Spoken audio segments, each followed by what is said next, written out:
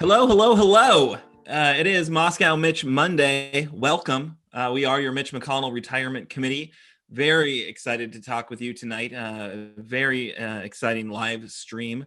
The show today, we're in a similar thread to what you've seen in the past. We're going to do Mitch in the news, but obviously this loss of Supreme Court Justice Ruth Bader Ginsburg is the story that overwhelms and upends everything. So we're definitely going to spend some time there. We've actually got a bit of a kind of a tribute to her that we'll do. Doug is going to be following Mitch's Money, obviously. We're going to be joined this week in Campaigns Corner. We're going to have Betsy Foster with us to talk about healthcare, hear about how Mitch is failing us on healthcare. And then the interview this week is with Marc Murphy. So if you don't know this name, you definitely know his Mitch. You've seen the cartoons, you've seen, if you're at all in the political space, his stuff is everywhere. He's the editorial cartoonist for the Louisville Courier Journal and a fierce and informed critic of Mitch. We've also got updates on our campaigns to help ditch Mitch on November 3rd, our weekly in-person demonstrations, which was Save SCOTUS Saturday, this past Saturday. So we got some images from that. Folks, there's a lot to go over, but there are 43 days until November 3rd. Only 6 weeks to have an impact on this race. So do what you can, right? We've got plans, we've got programs, we've got stuff we're doing. If you want to pitch in to help us do it, you can hit our Act Blue account right now, make a donation. Please be generous. I know there's a lot of people fired up to help ditch Mitch, and we could use your help, that's for sure. But let's go to our amazing co-hosts today. Let's hear who are you, where are you coming from, and what's your protest sign say today? And so I'm Aaron. I'm coming from Childsburg, a lovely deed-restricted community just outside of downtown Lexington. It says that on the sign as I drove in today, deed-restricted. I'm like, what does that even really mean? And why is that something we put on our sign? I don't know. I think it means there's a lot of rules living in Childsburg. But that's a whole nother live stream for a whole nother time. But what my sign says today is honor Ruth, stop Mitch. And then Kimberly, what have you got for us? Kimberly, you're muted. Kimberly, you're muted. Oops. I have on here this wonderful, great sign right here on my phone. Can anybody see it? I couldn't. Can you see my sign? I can see it for a moment. You flashed it up there for a moment. Is it a secret sign, Kimberly? Is this a sign? I was a flasher. Is what I was. Oh, that's only because Ken changed it. It was sick of Mitch. It was Mitch, Moscow Mitch, with the strings attached, drawn by our fabulous Marc Murphy. Okay.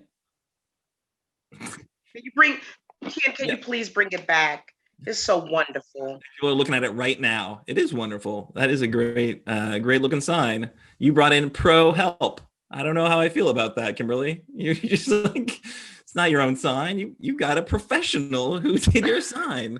Well, when you have friends in high places, Nate, what have you got? Can you match that? I'll tell you what I got. I got some significant sign envy right about now. Man. Hey, folks, this is Nate Orshan, broadcasting live from Kit's in my lovely house here in South Frankfort, Kentucky. And my sign today says, Mitchpocrisy, it stinks to high heaven. Nice. That is good. Mitchpocrisy stinks to high heaven. All right. So, folks, we have got, we've got our signs. We've shared our signs with you. What are you doing for us? Let's see in the comments. What's your sign say? What are you going to be holding? Where are you joining us from? That's always really exciting for me when I look through the comments later. I can't look now because, I'm doing this. But later on, I do check out and see who's been engaged and what the conversation's looking like in the chat. So please add your name. You don't have to put your name because it's Facebook and it's like you got your face there and the name. But, where you're from and what's your sign say. And looking forward to some engagement there. Don't be the person that shows up to the protest without a sign. you know, like, hey, I'm here, but I don't have a sign. Like, well, that's the point of the protest, is to show people what we're protesting. So if you don't have a sign, what are you doing? Although if they come to our protests every Saturday at 3:00 on Harrodsburg Road in Lexington, we probably will have a sign for you. We might. It's true. We're not going to turn you away. No. You can definitely show up, and we will find things for you to hold. If Kathy Ford keeps coming, we're going to have a lot of signs, and they're very bright, and they're amazing Ditch Mitch signs. So you can hold maybe one of Kathy Ford's Ditch Mitch signs if you are lucky, if you get there on time. So, all right, getting into the news, though, you know, the loss of Ruth Bader Ginsburg, the notorious RBG. Very, very sad. Very, you know, obviously you can't say that I never saw this coming. Right. You know, she's had a lot of health scares over the years, but she's just been this just intractable force of nature on the court and in our political landscape for decades. And so I think we've got a little bit of, you know, some clips that we'd like to share with you.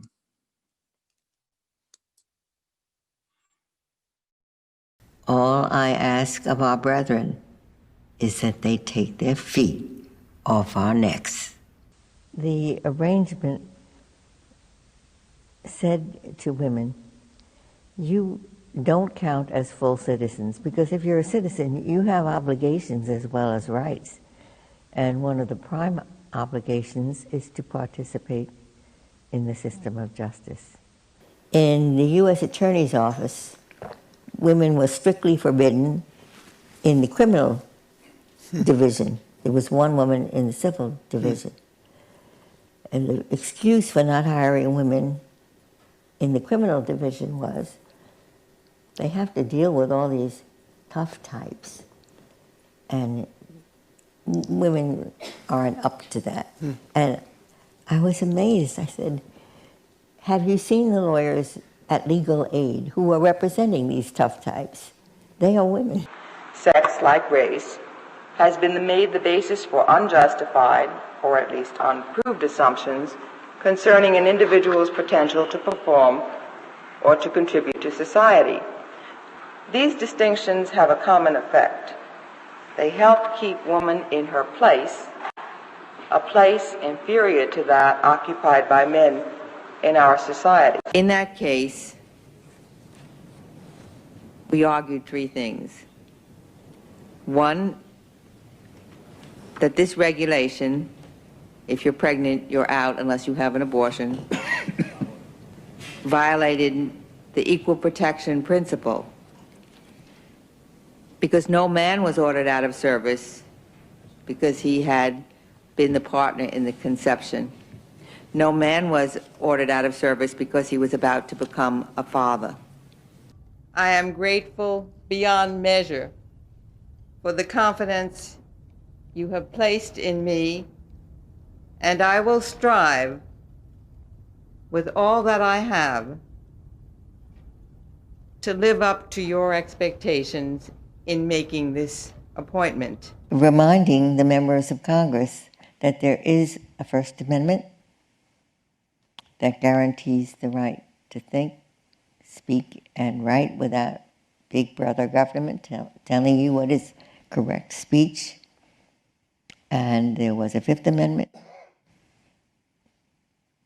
that protected us against self-incrimination.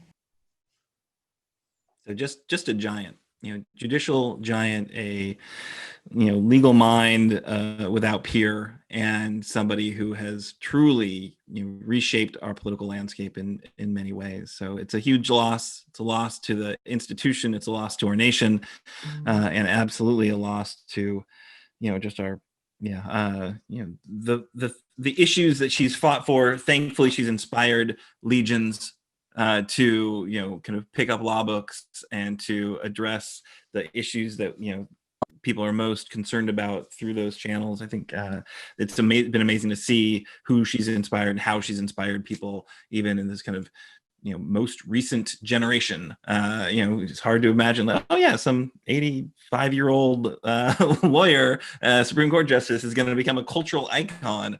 But yeah, she absolutely did. And yeah, we're going to miss her. Absolutely. So, but what has it done to the political landscape? So let's talk a little bit about that. I think for our Mitch in the news, we're going to start off with Nate, who's got a story that relates to his sign, actually, I think. That's right. Thanks, Aaron. So my spouse and fellow committee member, Kit O'Connor, has been here on Mascot Mitch Monday in order to, quote, thank, unquote, our senior senator for helping them learn how to spell the word hypocrisy. Well, sorry, Kit, but this week the word is changing to Mitchpocrisy. So going back 4 years to February 2016, after the sudden and unexpected death of Supreme Court Justice Antonin Scalia, Mitch McConnell shocked a whole lot of Americans by insisting that the Senate would not vote for a replacement until the next president was sworn in, saying, quote, the American people should have a voice in the selection of their next Supreme Court justice. Therefore, this vacancy should not be filled until we have a new president. I got to work on my Mitch icon stuff. This is from a CNN essay we'll be returning to in but a moment. Now, according to Harvard historian Heather Cox Richardson, this had never happened before, and at least 14 justices had been nominated and confirmed to the Supreme Court during presidential election years, and an additional 3 had been nominated in the December after the presidential election. So this is something that's, has been done quite often. But Mitch didn't care about the lack of precedent, and the end result was that there was a freeze on interviewing nominees until the next president was in office. I don't know if we were able to get the video, but okay. So here is a nice little video you're about to see from Indivisible summarizing the Mitchpocrisy. And as a reminder, the Mitch McConnell Retirement Committee is a part of Indivisible.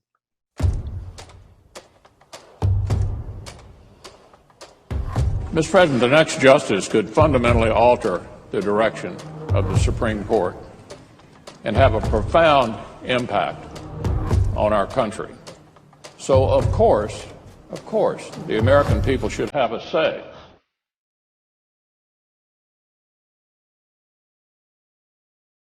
What was wrong with allowing Merrick Garland to have an up or down vote? You don't fill Supreme Court vacancies in the middle of a presidential election.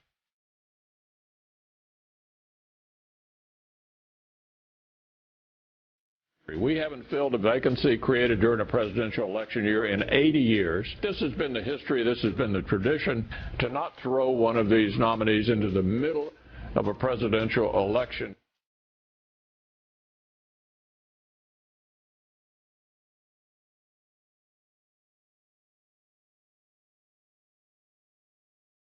So here we are with Justice Ginsburg having passed away just 46 days before the election. And unfortunately, Mitch is trying to use a lame excuse to, surprise, surprise, justify allowing Donald Trump to nominate a replacement and then have a Senate vote. My friends, this is Mitchpocrisy at its finest, by which I mean going back on his own rationalization just to help his party secure a radical right-wing majority to the Supreme Court. And remember, these are the types of judges who will tell you with a straight face that the free speech rights of corporations make it okay for them to spend as much money as they want to affect the outcome of elections. Never mind that the power drowns out the voices of ordinary Americans. It's those types of judges. Now, if you've watched Moscow Mitch Monday for more than 30 seconds, this galling Mitchpocrisy probably doesn't surprise you in the least. But this time, the stakes are really, really high. This affects the very legitimacy of our democratic system. But don't take my word for it. Take the word instead of University of Kentucky law professor Joshua A. Douglas, who is a renowned expert on election and constitutional law and a really sober, clear-headed voice on these kinds of issues. So this is what Professor Douglas had to say in that essay on CNN I told you about earlier. It was posted this past Saturday, September 19th. I'm just going to read a little excerpt here. Quote, filling the seat in the next 46 days, or if Trump lost, before January 20th, during the lame duck portion of his term, would take American democracy to the breaking point. Both sides would dig in their heels. At least half of Americans would never view a new justice under these circumstances as legitimate, ever, he goes on to write. And imagine the horror that the presidential election result, should the presidential election result in a dispute Bush v. Gore style, that goes to the Supreme Court with a brand new justice confirmed under these circumstances, casting the tie-breaking vote. It's hard to say that the American democracy could recover. Let's read that again. Hard to say that American democracy could recover. He concludes, McConnell and his fellow Republicans have the chance to show that they really care about American democracy, or they can push forward to grab power at all costs, knowing that doing so will damage democracy even further. So I guess this one goes out to all my fellow Kentucky voters who may still be on the fence. Maybe you voted for Mitch in every other election, and maybe you're a registered Democrat, but you vote Republican because you think they're, quote, pro-life, unquote. By the way, when one party keeps shrugging its shoulders about our president's disastrous coronavirus response, which is responsible for killing close to 200,000 Americans and counting, that party has lost the right to call itself pro-life. But whatever the reasons you voted for Mitch in the past, the risk of letting this man continue to threaten our very democracy is too high for us to give him another term. Please, let's make 2020 the last year Kentucky allowed Mitchpocrisy to reign supreme. From Moscow, Mitch Monday, I'm Nate Orshan. Thank you, Nate. That was fantastic. All right, so our next story comes to us from Kimberly. Well, Aaron, speaking of judges, Mitch rammed through 6 new Trump appointees after failing to do anything about coronavirus. This is one more reminder that Mitch doesn't care about very much beyond his efforts to reshape the judiciary and install young, incredibly conservative judges in the midst of all of this. It's also to help advance the Republican agenda to erode protections for workers, the environment, women, rest in power, Ruth Bader Ginsburg, and to staunchly support corporate interests every single time they've had the opportunity. We need everyone to wake up to this, like shake yourself, wake up, because you know what? Mitch never sleeps on the chance to block a judge he doesn't like. Let's go back to Merrick Garland, perhaps, am I right? And appoint a slate of Federalist Society-approved corporate law bots. And I said that very clearly, corporate law bots. From the Yahoo News I was reading, I saw that Ari Berman, the author of Give Us the Ballot, The Modern Struggle for Voting Rights in America, argued that it was McConnell who was obstructing key votes, particularly those dealing with election protections. Mitch McConnell has been blocking $25 billion in United States Post Office funding for 124 days. I said that right, 124 days. Legislation to restore Voting Rights Act for 284 days, and legislation to prevent foreign election interference for 328 days. He wrote, but confirmed 6 more extreme Trump judges in guess how many hours? Somebody got it right, 30 hours. Yes, within 30 hours. See, he doesn't sleep. He is the Grim Reaper. He doesn't sleep at all. So who cares if people are being turned out or forced to head to the soup kitchens or food pantries? We know that even before the coronavirus hit, Mitch had voted at least 15 times against increasing the minimum wage. And in his time as a majority leader, has never allowed a vote on the minimum wage. Don't forget, Mitch is not for us. He's for himself and his rich corporate backers, which is not myself. I'm not rich and nor am I a corporate backer. So unless you're one of them, you really should not be voting for this man come November. Don't vote for him. Don't do it. Yeah. I'm not gonna. You've got me convinced. I'm not gonna vote for Mitch. It's interesting though, right? So a lot of people just think like, oh well, he's our senator, and sure, he's not awesome, but he's so powerful, and that's so great. He brings this power to work for us, but he never brings it to work for us. Unless you're like a corporate, CEO, then you probably have his attention and you probably are getting the carve outs you want legislatively. But no, he's just about his own power. He's just about reshaping the federal judiciary every single opportunity. 6 new extreme Trump judges in 30 hours while he's done nothing on the coronavirus, relief package. It's just, it's staggering. And yeah, he doesn't care. Thanks for that. Thanks for sharing that story, Kimberly. All right, so one final story for Mitch in the news, and I'm going to just go there. I'm going to talk about it. The polar coaster. Folks probably saw it last week, a Quinnipiac, I think that's how you say it, Quinnipiac poll that showed Amy down by, I think, 12 points. So Mitch is up double digits. The headline screamed, double-digit lead for McConnell in closely watched Senate race. So should we all be freaking out? Should we all be super depressed? Should we all just stop this? We should just stop doing the monthly or the weekly live stream because, fait accompli, Mitch is going to win. He's up by 12 points. Well, that same poll had him up 5 points, the kind of few weeks before. Polls are just a snapshot in a moment, right? And the reality of it is 5 points, 12 points, 1 point, whatever. The election's not today. Right? The election is in 43 days, which I don't know about you, but I personally feel a little bit like maybe a hamster or a goldfish, swimming around my bowl, forgetting what I saw on one side as I go to the other side, right? My attention span is not that long. And I like to think that I'm an engaged, informed, astute, I'll say astute. I like to think I'm astute, political observer, right? So I live and breathe this stuff. And if you're like most voters, you don't, right? Most people do not care nearly so much about what's going on in politics. So the fact there are 43 days for people to kind of make up their mind about who they're going to vote for, sure, there's a lot of calcification in our political parties. A lot of people are not going to move from one side to the other, but there's this whole big chunk of people that really don't see themselves as team, Democrat or team Republican.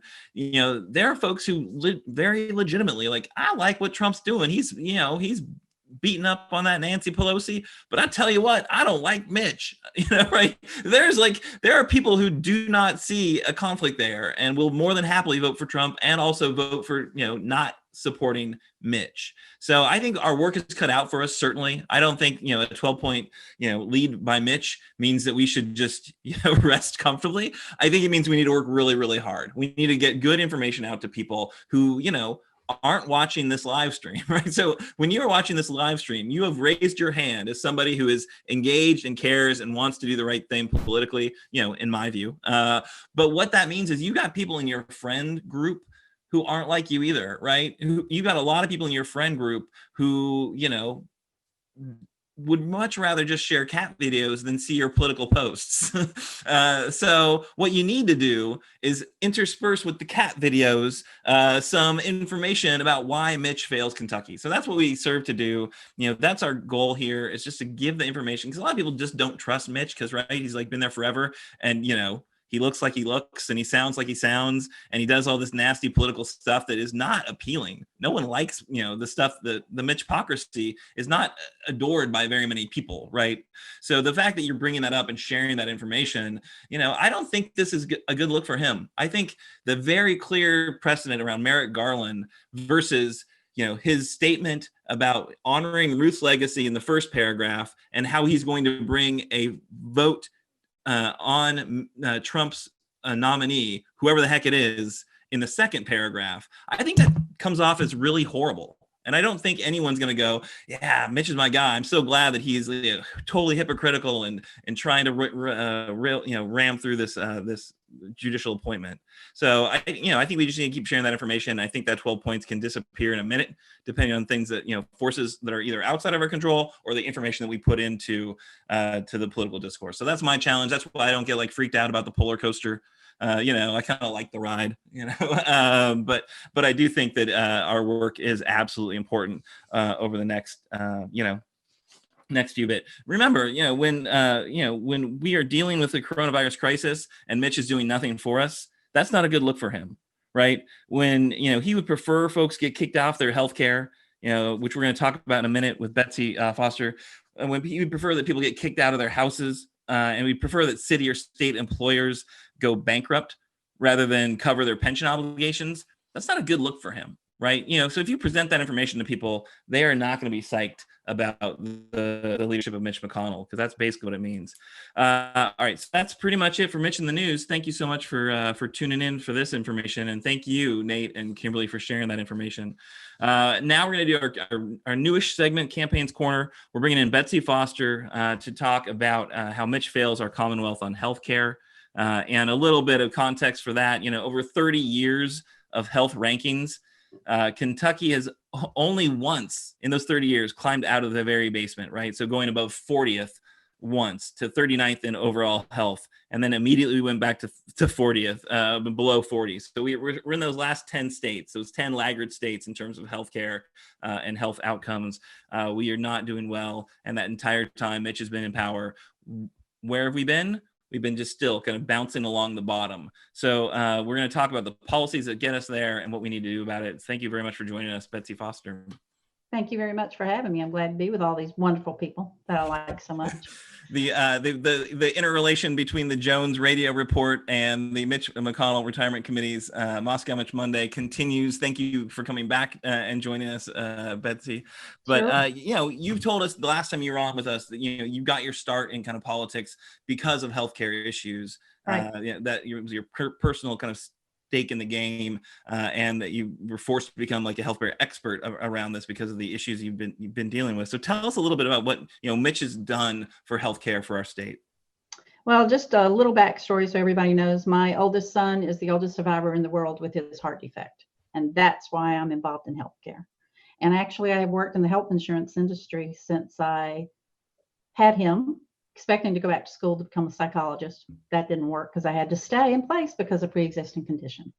So I moved to Kentucky in 1987, and I became an advocate for the American Heart Association and started going to Washington immediately to meet with Mitch McConnell every year on increasing funding for NIH and other healthcare issues. So even though it may seem like I've only been active for the last 4 years, I've been active for many, many, many years. Mitch never saw us. He never talked to us. He was never positive about anything other than tobacco leaves that were on his wall and those lobbyists. But going forward from 2017, when he came into office and the Affordable Care Act was in danger of being lost, I became extremely active fighting to save it. And I thought for sure we would lose it, but John McCain came in and saved it that one day with a thumbs down, which was great. But as I was preparing for this, before Ruth Bader Ginsburg died on Friday, I was thinking, I'm just going to talk about the healthcare issues, but I can't, because one of the things that we need to realize right now that is in danger with Mitch, with President Trump, is because of Ruth Bader Ginsburg, we may actually lose our healthcare and the Affordable Care Act, which is what we have in place right now, and we have nothing to replace it. So instead of talking about what healthcare should look like, I'm going to talk about what it is and why we have to come together to fight to make sure that we protect the Affordable Care Act and what we have right now. So with that being said, we talked a lot over the last, through the primaries, whether it should be Medicare for all, Affordable Care Act, throw everything out, change it. We're over that. We've lost that war. It is now, we got to have health care, period. So this is what we may lose on 11/10/2020, November the 10th, 2020. That is how many days after the election? 7 days. We may actually lose the Affordable Care Act in the Supreme Court. Now, I'm glad Mark is here. Maybe he can discuss this later. But one of the things, or these are the things that you may possibly lose if it's overturned. Now, I'm hoping that they can't. But there'll be 135 million Americans with pre-existing conditions will be impacted. The pre-existing clause will disappear. There will be no more protections for pre-existing condition. That is a part of the Affordable Care Act, also known as Obamacare. And for people in Kentucky, also known as Connect. Lifetime caps on expenses could return. So somebody like my son, if they had more than $1 million in healthcare expenses in a particular year, could be maxed out for a lifetime and not be able to have any more of their bills paid. That also could occur with somebody who's injured in a car accident or any other type of serious injury. Medicaid expansion, which we now know as Obamacare Kentucky Connect, would be eliminated. 16 to 20 million people would lose their insurance. Those are the people who are caught in the middle. Adult students who benefit from having coverage through the age of 26 will not have that anymore. When my son graduated, he was 20. When he was 21, he fell off my policy and did not have coverage for 7 years until the Affordable Care Act came into place. My child with the heart defect did not have coverage for 7 years. Talk about stress, worrying about that every day. Excuse me. The financial assistance, which helps people with their premiums now, will be gone. Employers and insurers may offer coverage that eliminates different types of coverages, such as maternity care, prescription drugs. Gender differences could come back into play where they can charge women more than they could men because they want to charge more for maternity and other types of services. Most people are not aware that there are 90 essential services that are covered under the Affordable Care Act with no deductible and no copay. Those are things such as mammograms, colonoscopies, your routine health visits, vaccinations, and any preventative tests that you would normally have done through your life. Those would be gone, not gone, they'd still do them, but you will have to pay for them. They would not be covered by insurance at all. Cost of coverage will be significantly more because it'll be based on your risk rating, and your risk rating means what your personal health condition is. So the premiums will be rated based on what your health is at that moment. And that is unaffordable. We tried that in 1992 here in Kentucky, doing risk rating, and the premiums were more than $1,000 a month. And that was how many years ago? That was a long time ago. Excuse me. So the reason I bring this up is because on November the 10th, 2020, we will have a new president elected, not in office. So things can still happen. We have a empty seat on the Supreme Court, which means we do not have Ruth Bader Ginsburg there to help us on November 10th. We do not have, well, hopefully we'll have some choice in this next Supreme Court justice, but it's possible that we won't, and it may be overturned. We don't have control over that. But what we do have control over is Mitch McConnell and whether he returns to office or not. So in this particular case, this is the healthcare election. It is the healthcare war. The battle lines have been drawn, and on November the 10th, 2020, or actually November 3rd, 2020, we will decide whether or not which side of the war we're going to be on. And I'd much rather be on the side of making sure that we have insurance than not. So I'm hoping that everybody is going to vote blue for Mitch and for every Democratic candidate that we have out there for Congress, so that we can possibly, within the entire country, actually make us the majority in the Senate. So if something terrible does happen on November the 10th, we might be able to fix it before too much damage is done. So that, in a nutshell, is what I wanted to say. But with Ruth Bader Ginsburg passing away, I had decided last week that maybe after November the 3rd, I would probably get out of politics for a little while, if not ever. I actually thought about that. Then she died, and I realized she did this until the day she died. She was involved every minute of her life. And I can't give up, and the rest of us can't give up. So my new phrase is, you want to know what my sign is? It's put your Ruth on every day and get out there and work. And that's it. That's it for me. That's fantastic. Thank you so much, Betsy. Sure. Put your Ruth on. So that's 135 million Americans who will lose coverage because pre-existing, coverage, folks with pre-existing conditions goes away. 16 to 20 million Americans lose it through Medicare, losing the Medicare expansion. So it truly is, life and death. This election means, because the Republicans have shown they don't have a plan. Right, all the Trump blathering about the beautiful healthcare plan, they have no plan. They really never got around to the replace thing. The House repealed it again and again and again. Congressman here in the Central Kentucky 6th District, Andy Barr, enthusiastically voted again and again. Every single vote the House had to get to overturn Obamacare, he was there voting for it. When it came to the Senate, finally, when John McCain, who was not, some screaming liberal, right? He was like, when he realized there was no plan to do anything else, he had to say no, right?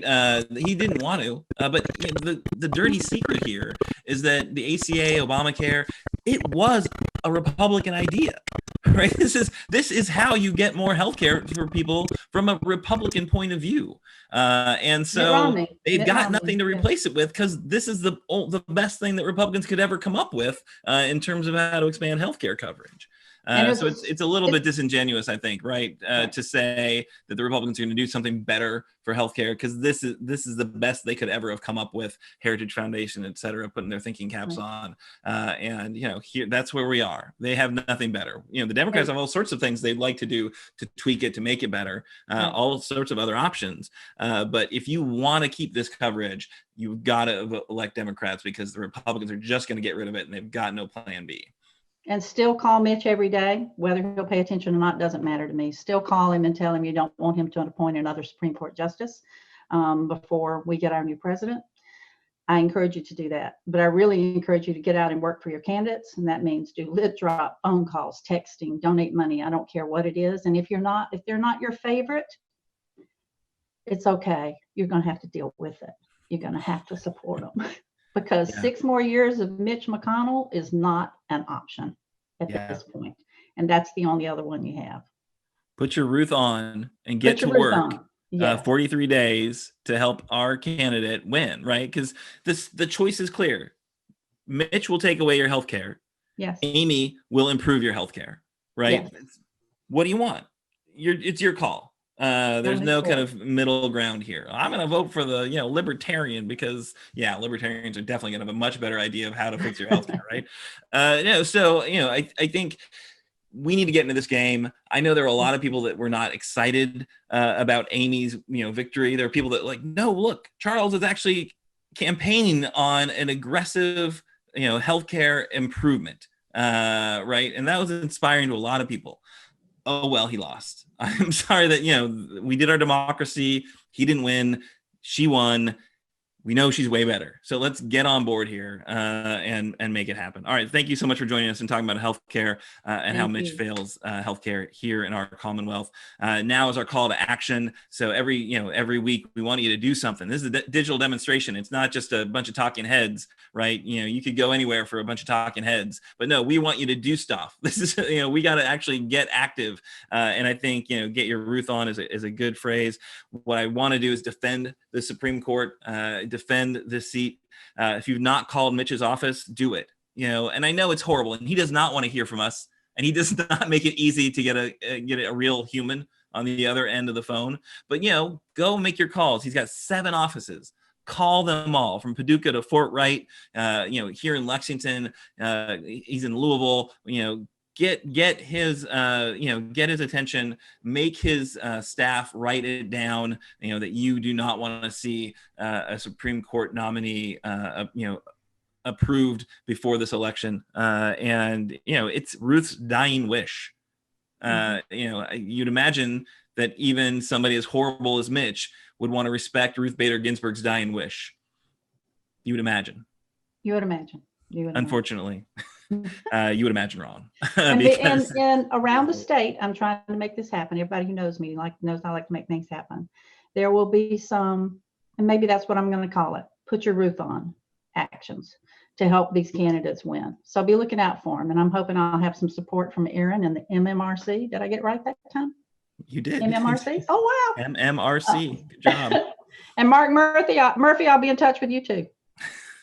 Welcome to Marc Murphy Monday. We've never had a guest get so many shout outs before he's actually even shown up. But I guess we should bring him on. I really think that means we should bring him on. Thank you. We're gonna say goodbye to Betsy. We're gonna bring on Marc, and obviously he's somebody whose drawings you've seen, even if you didn't know it was him behind them. He's the editorial cartoonist for the Louisville Courier Journal. He's also an attorney. So, the being a editor, one of the best editorial cartoonists is just a side hustle. Is that what that's the idea? And I did steal Nate's joke. All right. So quick question for you, Marc. How are you today? And what's your protest sign say today? I'm fine. I'm going to assume I've been unmuted. Because I'm used to it. Actually, I'm pretty good at this, because at my house with my family, they mute me all the time. I don't know. They just prefer that. My protest poster tonight says state of emergency. And it has 2 meanings or more. came to me because in Louisville, the LMPD declared a state of emergency for personnel reasons. This wasn't something the mayor did, but they canceled all vacations. They canceled all time off, all leave. They've locked down the city. They've declared it, from their perspective, a state of emergency because they clearly expect for there to be a decision in the Breonna Taylor case here within the next couple of days, certainly this week. But broader and more importantly, the state of emergency was brought to us by Mitch McConnell. As I've said many times, Mitch could have stopped this, so much of this, 4 years ago. He could have taken the debate stage when there were 15 of those Republican jokers up there trying to get the nominee. Please clap. And the nomination, and said, look, everybody, my life has been the United States Senate. It's all I ever wanted to do. I wanted to be the new Henry Clay. And I'm going to be the new Henry Clay. I have a legacy to build, and I care about this country. Any one of these 15 people on this stage trying to represent the Republican Party in the presidential election of 2016 would be fine with me. We'll get the majority. I'll be the Senate Majority Leader. My power will expand. But he didn't do that. He knew that Donald Trump was an existential danger to the United States and to the world. He knew that the rule of law would be diminished and endangered. I don't know whether he even could predict that someday there'd be an attorney general who would basically disenfranchise entire cities by calling them Antifa sanctuaries, like our Department of Justice Bill Barr did today. I don't know that Mitch McConnell could have thought, maybe no one could have thought that far ahead to what has happened now. But the state of emergency, which is my poster, began when he didn't take that stand. And he allowed this man to become president of the United States. And then since then has done everything he can to help him. So it's not as if, at the beginning, just like for about the first 3 months, the media, everything that Donald Trump did, the media said, this is going to be his presidential moment, And of course, we all learned after about 3.5 months that there was never going to be a presidential moment. So even the mainstream media stopped saying that. I think even Fox stopped saying that. But there was still a part of me that made me think, maybe Mitch someday will be honored as a hero. Maybe he'll have his own statue in Washington, D.C. because he's there to save us from Donald Trump. He knows the danger, and he swallowed his own legacy and his pride to be in the room to make sure that the worst didn't happen. 3 years later, we know that's not true either, that the worst has happened. And it's been with the assistance of and the support of Mitch McConnell, not despite him. So when I draw and when I speak and when I think about this, to tell you the truth, we knew who Donald Trump was. And, he will, I used to say the history books will describe what he did to us and what he did to the world. I'm a little bit worried right now about who's going to write the history books. I think we've come that far. But we knew who he was. Shame on us. But there was still a reason, arguably, to trust Mitch McConnell's good faith and his desire to build a legacy as a statesman. And I'm talking about 3.5 years ago, Nate. That's gone. And I lay the blame at his feet. And I lay the blame at our feet. Betsy just talked about the number of Kentuckians that are going to lose their health care, almost certainly lose their health care, depending on the results of the election. Most of those people, and I use the word most, statistically, 2/3, 3/4 of those people who are going to lose their health care in Kentucky because of this election, they're literally the people that need the help the most. They're the people that are going to be bankrupt. They're the people who are going to struggle and decide whether or not they buy a new refrigerator because that one's broke, or whether they're going to buy their insulin. And I can't understand it. I can only think in terms of the success the Republican Party has in getting on the right, from their perspective, on the right side of the Bible issues and the moral issues, the personal morality issues, the abortion issues, and the gay rights. And they use these straw men as a way to gain their power. And that's why a person making only minimum wage who already has had one back surgery in Hindman, Kentucky, is still going to vote for Mitch McConnell, even if you tell that person you don't have the protection anymore of even what exists in our healthcare system now. And I'll say one more thing. Kimberly should have told you about me. I'll say one more thing. And that is, I disagree every time. You're smarter than I am, and you know more about this than I do. But when people say that the Republicans don't have a health care plan, I disagree with that. I think they have a health care plan. And their health care plan is that no one has a health care plan. And I don't mean that facetiously, because then we're all on the private market. Then hospitals and physicians' practices and the pharmaceutical companies can all maximize their profits. And it's naked capitalism, and it's survival of the fittest. And frankly, I think if I said that to the Chamber of Commerce and to a room full of healthcare executives, they would probably say, yeah, I think that's about right.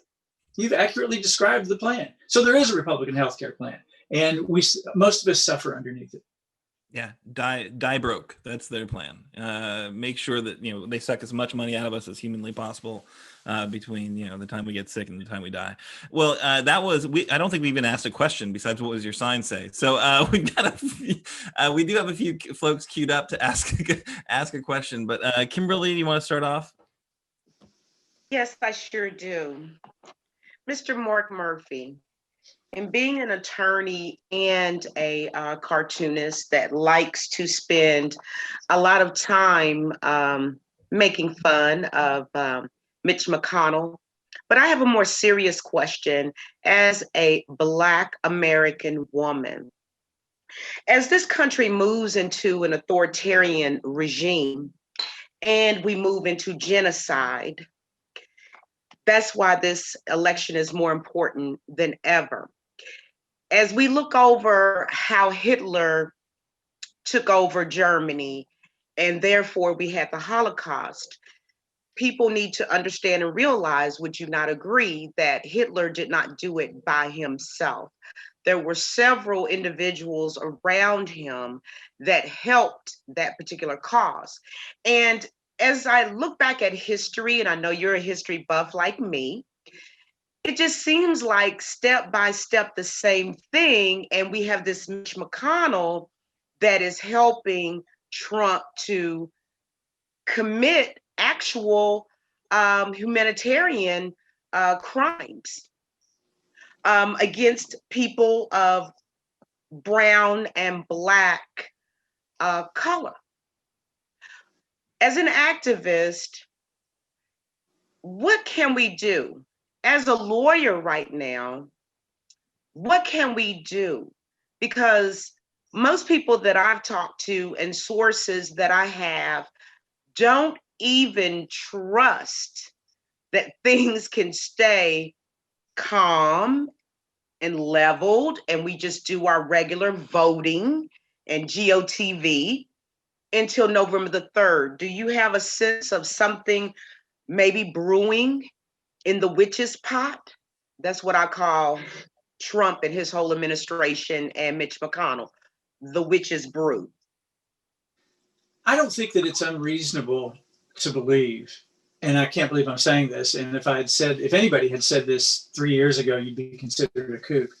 I don't think it's unreasonable to believe that unless there is, when you talk about the witch's pot, unless there is an overwhelming, both popular and electoral college victory by Joe Biden, I don't think it's unreasonable to believe that Trump won't leave the office. And he won't leave the office not like a Ugandan president, and he won't not leave the office like a South American dictator, at least superficially, at least on its face. But the precedent's already been established by a Republican nominee, candidate for president, that the lawsuits will begin.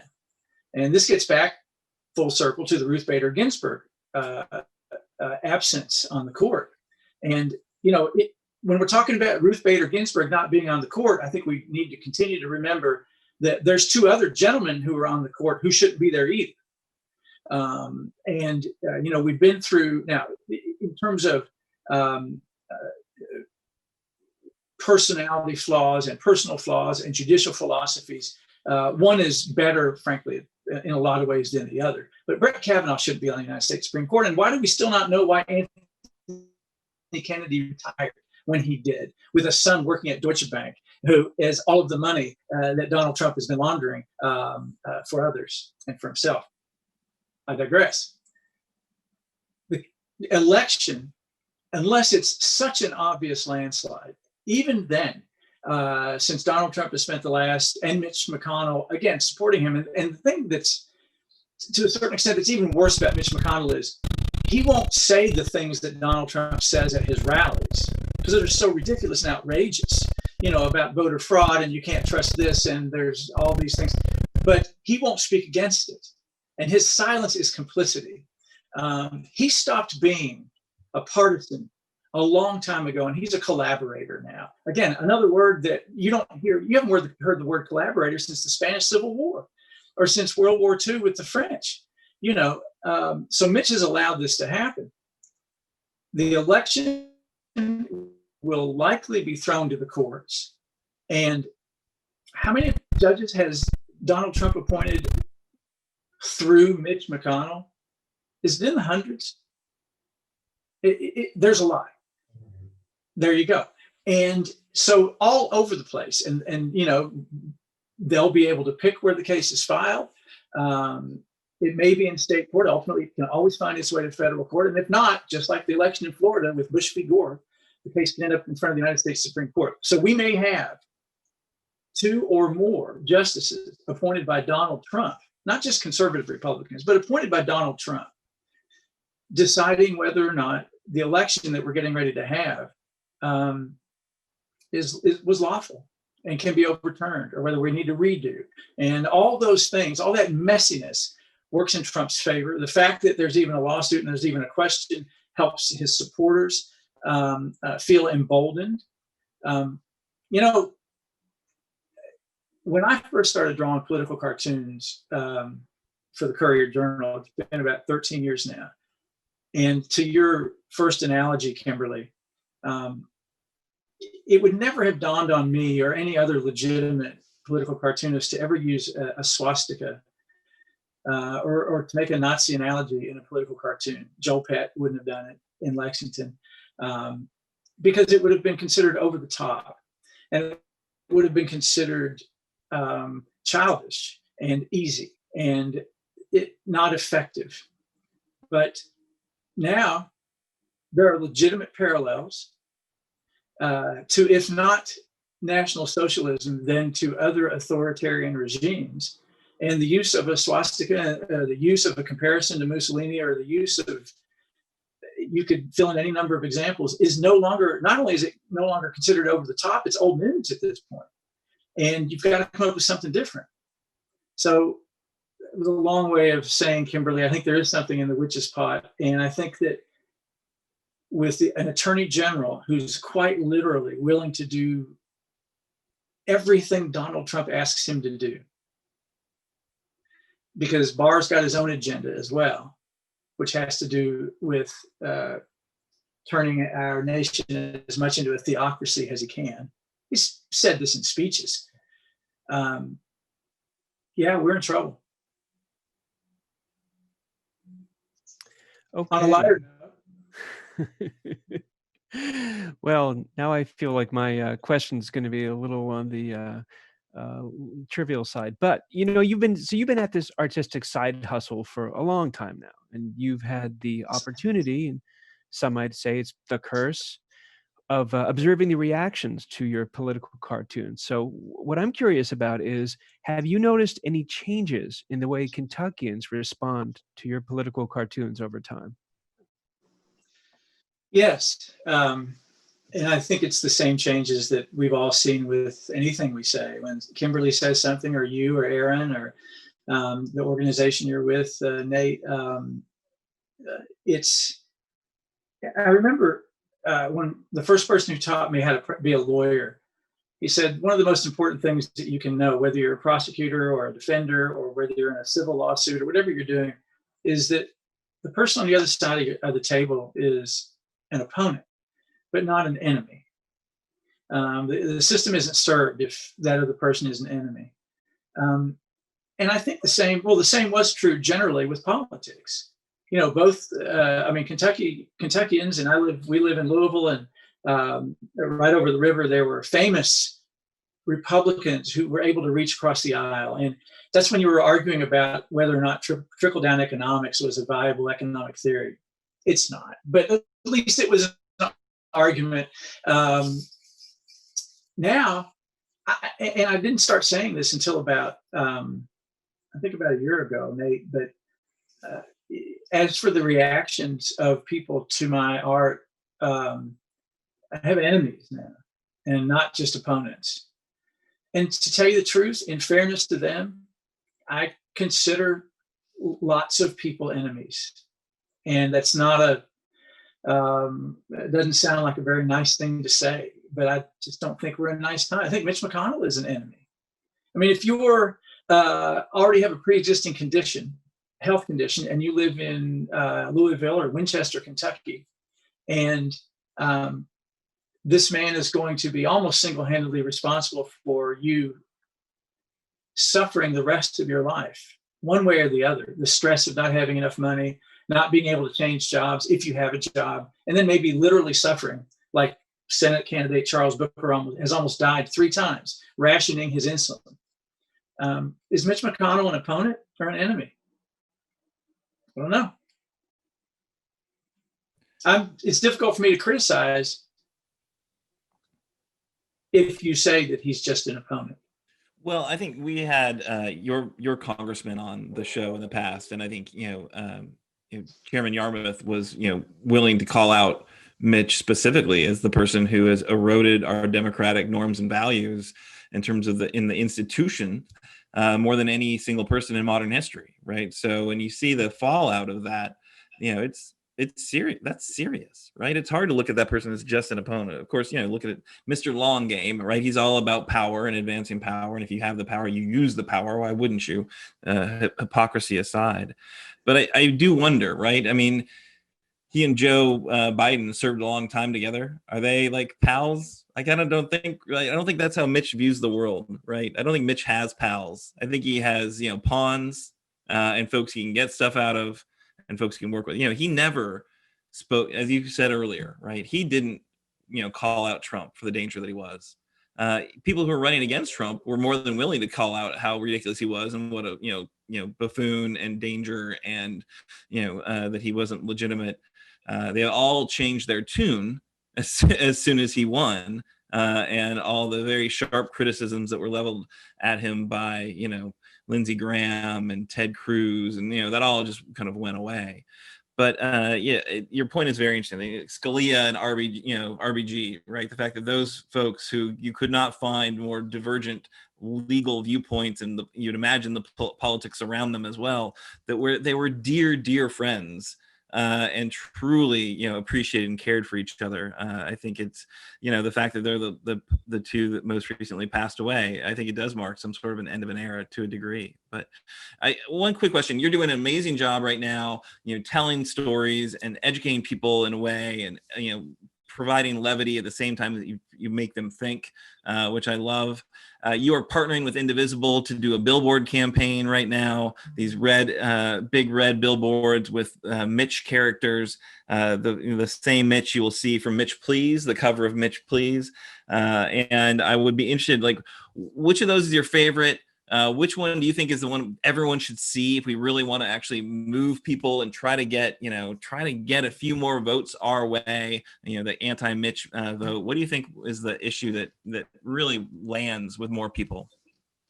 Boy, that's tough. And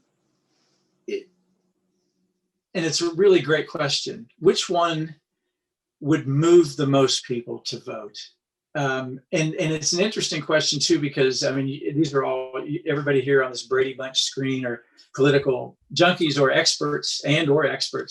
And I know when I was running for office, one of the things that people always told me is, it's great that you have all these bumper stickers out there, but bumper stickers don't change people's minds. They make the person in the car behind them feel better knowing that there's somebody else voting for you, just because they're going to. So it's an affirmation.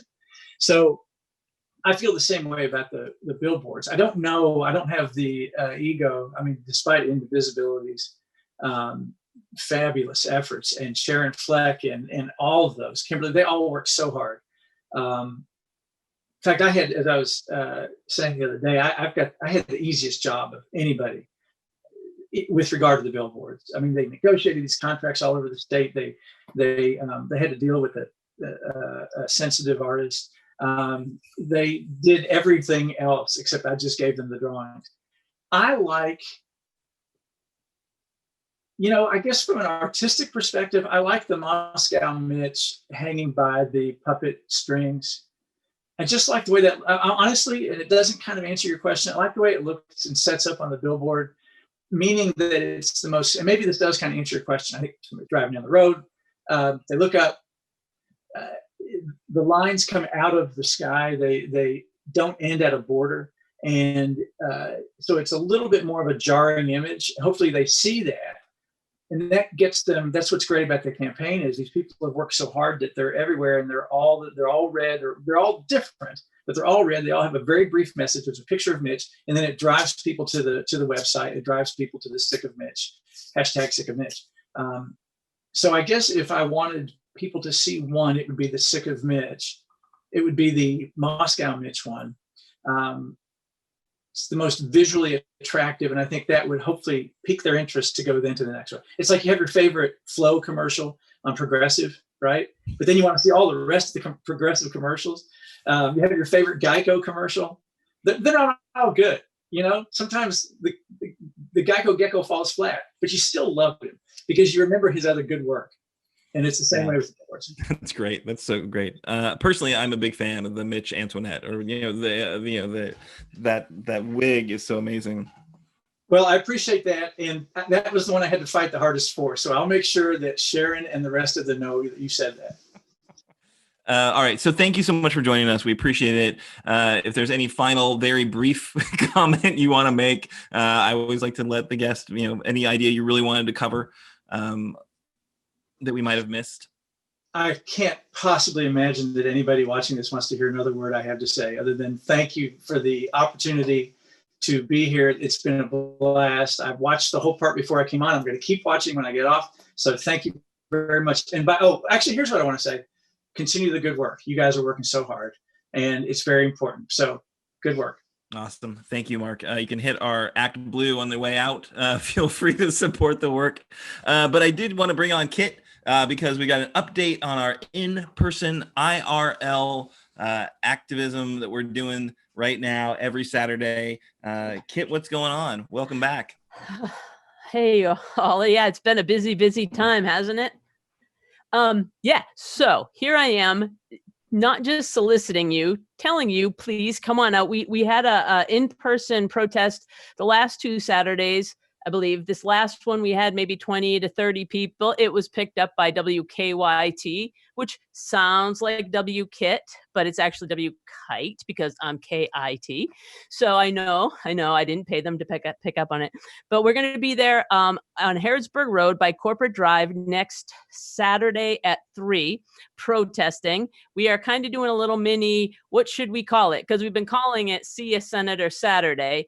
And then what do we call the last one? Aaron, Supreme Court, Save the Supreme. Save SCOTUS Saturday. Save SCOTUS. We're into alliteration here. Yeah, down here. We've had quite a conversation about it. Anyway, listen, here's the thing. I'm an in-person protester, all with the masks and everything. I like being busy. We just ran this incredible voter registration drive, and everybody was saying to me, okay, what more can we do? What more can we do? Here's what we need you to do. We need you to show up and protest. If you can't be there, get someone to be there by proxy. And then one of you is great. But if you could have like 6, 7, 10 of you show up, that would be even better.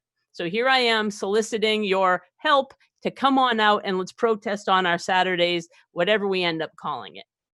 And stay tuned. Huh? Yeah. And if you've got an idea of what we should call it, tell us in the chat. Like, we are more than happy to get your feedback. Right. And maybe we could even get Marc Murphy to put a cartoon of you. I don't know.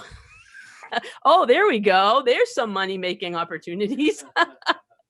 Yeah, I think while I'm talking, which is really a danger. Anyway, I want people to show up. As someone who moved down here from Vermont a couple of years ago, here's what I'm going to tell you. If you get outside of Kentucky, and I know you know this, people think that we are not doing the work here. Here's the truth. There are more people working harder in Kentucky than anywhere I have ever lived. And I am not exaggerating, trying to make change with their senator. It hasn't worked yet. It doesn't mean it won't work next. We're not going to do that polar coaster that Aaron talks about. But let's show the world what we got going on down here in Kentucky, because I adopted this state. I love this state, and we are going to change this state. That's all I got. Love, Kit. Awesome. Thank you so much, Kit. All right. So you heard it. Saturday at 3, be there or send your proxy. And we now are going to go to our weekly segment, Following Mitch's Money. Doug Price has done the deep dive into the dark corners of Mitch's campaign finance to find some intriguing threads to weave together into a story we call Following Mitch's Money. I would certainly be in favor of allowing states to use the bankruptcy route. During last week's segment, I mentioned the 6 degrees of separation. I realized that one can connect Mitch to various organizations, businesses, and others due to his quest for money, which he uses to create power. The more money, the more power. The more power, the more money. It is circular. I decided to check into the McConnell Center located on the campus of the University of Louisville. Also, following this review, I will detail corporate and personal donations to Mitch related to the McConnell Center. In May 2020, I made an open records request to the University of Louisville in reference to the McConnell Center and specifically the McConnell Scholars Program. Additionally, I obtained a copy of the University of Louisville's 2017 990 and 990T tax forms to the IRS. The McConnell Center was established by McConnell at U of L in 1991, and Mitch raised a multi-million-dollar endowment to support its programs and scholarships. The McConnell Center endowment totals over $15 million, including funds from the UPS Fund in Civic Leadership and Education. The annual budget for 2019 was $1.2 million. Generally, there are 10 to 11 students in the program at any one time. Graduates include Scott Jennings. He owns a PR firm in Louisville and is a frequent guest on CNN representing all things Republican. Kentucky Secretary of State Michael Adams, and I believe that Kentucky Attorney General Daniel Cameron is also a graduate of the program. The initial donors to this program included RJR Nabisco Brown Foreman Corporation, the W.T. Young Family Foundation, and the Island Creek Corporation, for a total initial endowment of just under $200,000. I asked for and received a list of donors from 2016 to 2020. The largest donations were $75,600 from the Humana Family Foundation and a family friend who gave $22,500. Michael Adams donated $500 and Daniel Cameron donated $100 in 2019. Periodically, Senator McConnell will address the current group of scholars and tells them that the key to winning political elections can be summed up in 3 words. And then he writes, money, money, money on the backboard. With the advent of Citizens United making the giving of money essentially free speech, Mitch has raised whatever it takes to buy your vote. Not in the sense that he pays for people to vote, but in the sense that he has unlimited funds made available to him to get his message out in an effort to convince people that he needs another term. He is working on his 6th 6-year term, and he wants another 6-year term this year. According to a synopsis of the program, the McConnell Center is not affiliated with any party and works hard to maintain its outstanding reputation for nonpartisan educational opportunities featuring leaders from across the political spectrum. The list of speakers Mitch has invited to the program is impressive. U.S. Secretaries of State Michael Pompeo, Colin Powell, James Baker, Madeleine Albright, George Shultz, and Condoleezza Rice. CIA Directors David Proteus and Gina Haspel. She's a native Kentuckian. Chuck Schumer, Hillary Rodham Clinton, Supreme Court Justices John Roberts, Neil Gorsuch, and Clarence Thomas. Former President George W. Bush, Senator John McCain, and former Vice President Joe Biden. The most recent and perhaps infamous donation occurred in October of last year. Christy Trout von Tatenhove, who was a 1999 graduate of the McConnell Scholar Program, gave a $250,000 donation to the McConnell Center. Her husband, U.S. District Judge Greg Van Tatenhove, presided over Jerry Lundergan's and Dale Emmons' criminal trial. They were charged with campaign finance law violations related to Allison Lundergan's run to unseat Mitch McConnell in 2014. A review of donor names amounts associated with the McConnell Center funding indicates the following. Brown-Forman has contributed over $80,000 to Mitch and had lobbying expenses of $1.2 million in 2019. Humana has contributed over $131,000 to Mitch over the years, and in 2019 had lobbying expenses of $5.7 million. Kentucky Attorney General Daniel Cameron worked for Frost, Todd, Brown, and Humana paid Cameron and Jonathan Miller $162,500 in lobbying fees. Also, Humana contributed over $350,000 to Kentucky politicians. Kentucky Secretary of State Adams has been the treasurer of a PAC titled Kentuckians for Strong Leadership. And that organization had total donations of over $1 million. $100,000 from David Jones, who was a longtime CEO of Humana. $100,000 from a business owned by Joe Kraft. Also, major contributors of over $150,000 were the Kentucky Senate and House caucuses. Again, the 6 degrees of separation circle ties Mitch, Kentucky politicians, major donors, big business, and lobbyists all together to obtain legislation for big business. One last open your eyes figure.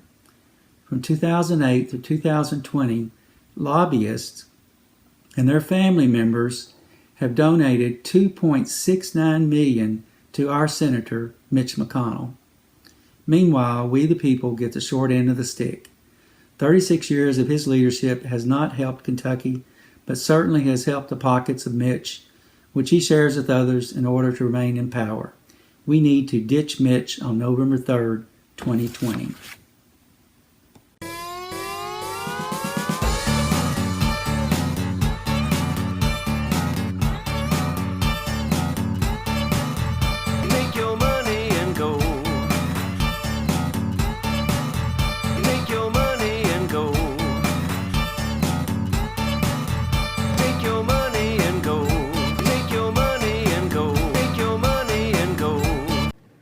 This partisan impeachment will end today. So I have great confidence in my intelligence people, but I will tell you that President Putin was extremely strong and powerful.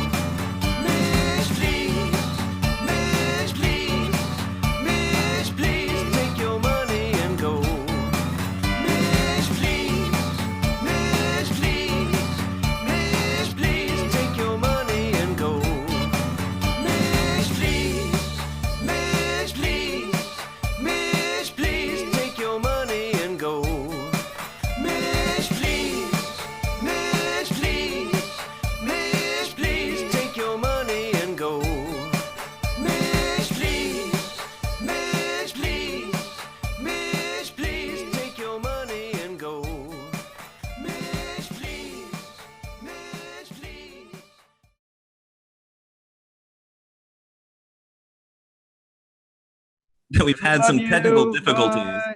But don't worry about it because it's at the end of the show. And who watches to the end, right? I don't. I'm never going to see this. Everybody was dancing anyway. Get your Ruth on. Get your Ruth on. Get your Ruth on. Get your Ruth on. All right, Kimberly. You guys are going to be singing that all tomorrow.